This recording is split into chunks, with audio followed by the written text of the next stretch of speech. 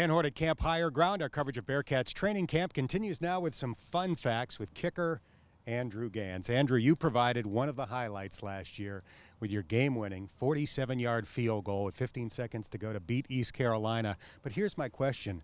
Where were you running after you made that kick?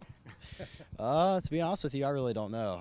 Everyone always asks me that, and really I kind of just, my mind went blank. I just threw my finger up in the air and get praise to God, and Sam's jumping all over me. Everyone's rushing towards me, so I was probably more running away from everyone than running towards people, but trying to just celebrate with my teammates. It was a fun experience. I'll have a better celebration next time that happens so it doesn't look as iffy on TV and coach yelling at us to get off the field. So still look pretty good to me. All right, pretend that I just administered some truth serum. How nervous were you before that kick? To be honest with you, I wasn't really that nervous. When we played Miami, Ohio earlier in the season, I thought I was going to get a game winner there. And I told Sam before that game, I was like, just be ready. It's going to come down to us tonight. And it didn't happen that game. So I kind of got the jitters out during that game, to be honest with you. And when it came to East Carolina, I really wanted it to happen more than I was afraid for it to happen, if that makes sense. I've been waiting for a moment like that my whole entire career. I didn't really attempt very many field goals in high school.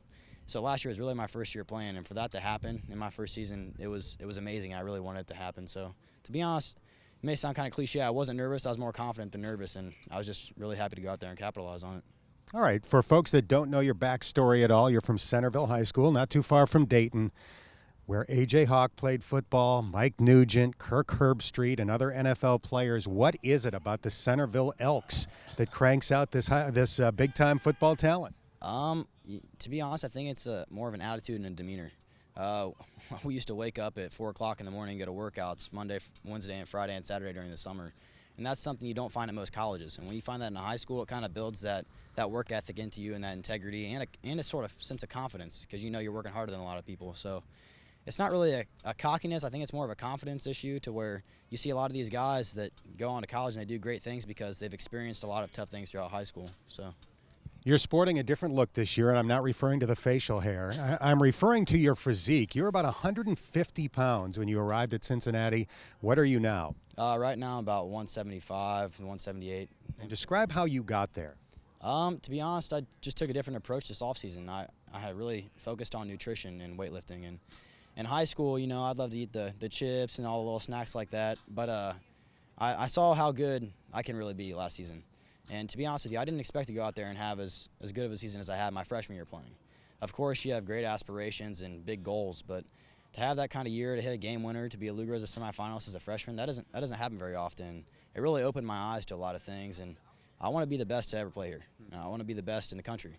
And so I met with a lot of people in the offseason, talked to our strength staff, who they do a fantastic job, and started just eating right, lifting a lot of weights, putting in extra time, extra work, and if you look at our punter, I think he's probably the biggest punter in the nation too. Him and I live together, me and Sam. So we did it together. You know, it's kind of a teamwork effort. To be honest with you, we'd go home, we'd make our meals together, chicken, tilapia, all that good stuff, and put on a lot of good weight and got a lot stronger.